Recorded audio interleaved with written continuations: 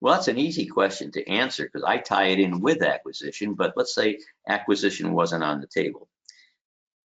Strategic aggregation. Strategic aggregation. What you do is you bring a lot of different companies together, but the commonality of those companies is not their product or service. In fact, they're all different product or services, but they all service the same marketplace. And they tend to sell into that marketplace at or around similar times in the evolution of that client or customer's purchasing. Let me give you a classic example of a great strategic aggregation. You bring together companies in the real estate area, starting with, let's say, a real estate broker. Well, what does a real estate broker do? Let's take one that does residential. They bring in and they run ads. They bring in people who want to buy a home or sell a home.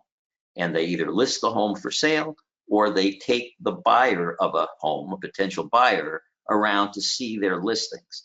And then they have this thing where they have multiple listings so that if they don't have a particular listing that would please that particular buyer, then they'll take them to other people's listings. But one way or another, they're going to make a commission either because they listed the property and the property gets sold, or they're going to make a commission because they brought the buyer into the transaction.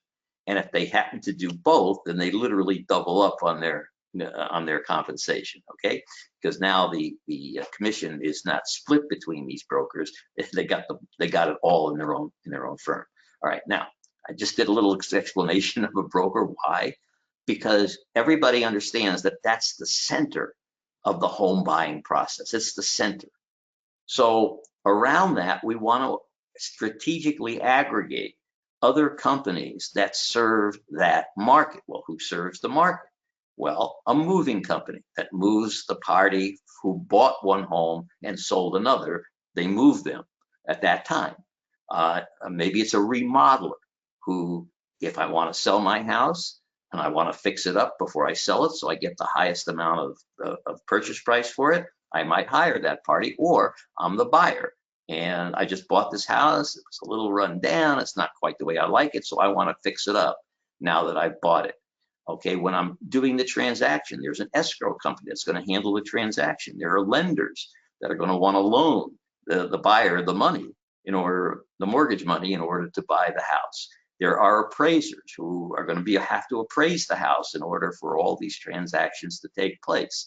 So there's going to be banks, insurance companies, lenders. I mean, the list is sort of endless around the buying of a house. Well, you start strategically aggregating those companies together. And now you develop, and we've done this, a cross-marketing plan that allows all of your strategically aggregated companies to cross-market their client base and support each other's sales. So I have a moving company. I get a call. I'm in Boston. My client wants to move from Boston to Los Angeles.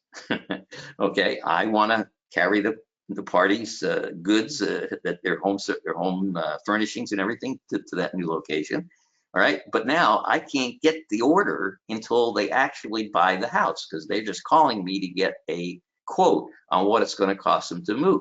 Well, if I'm part of this strategic aggregation, as part of my cross-marketing process, I'm going to be able to have a way to get my client's contact information to a broker in Los Angeles who now is going to contact that person and say, what are you looking for? Got perfect houses for you. So now you've got the broker able to get in at the front end of the business of the home acquisition process, right when the moving company is getting quotes for the possible move from Boston to Los Angeles. Okay, if now the transaction is actually happening, okay, and I'm a potential lender to the transaction, I'll get the cross-marketing from the broker to me, letting them know that they got this person who's about to buy a house and they need financing for it. So now I'm in the front door with a high value referral, as opposed to trying to have my salespeople figure out who's buying houses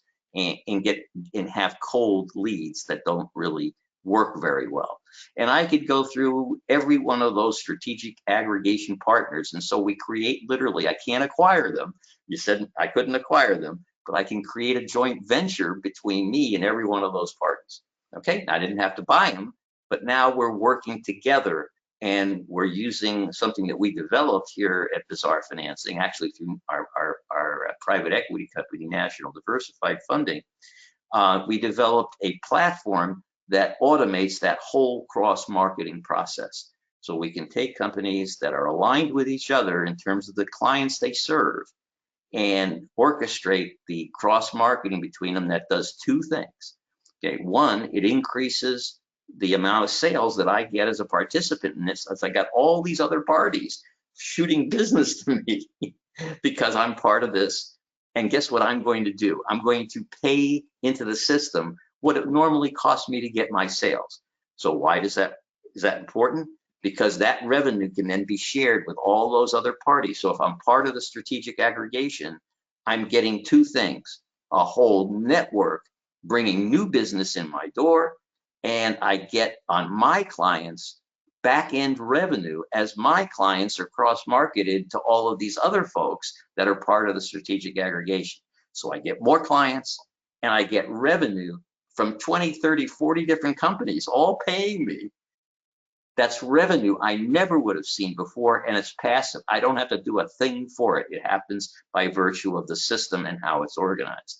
So I've got way more income than I had before, and I get to the point where my competitors who are not part of a strategic aggregation can't even begin to compete with me, because I got more money coming in from my client base than they do. I have revenue that they don't have, which means I can spend that money to increase my quality of service. I can spend it to make my product or service better. I can spend it to give my staff or people a better income than they would have working for my competitors.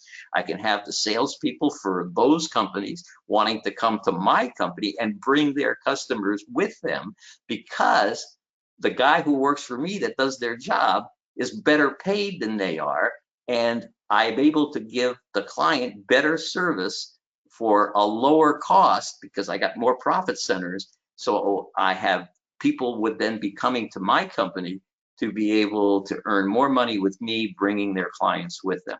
It's an awesome, awesome structure, strategic aggregation, once you understand it. And if I couldn't acquire a company, I'd be just building strategic aggregations. But because I acquire companies and strategically aggregate them, which makes them way more profitable after we've acquired them than they were before.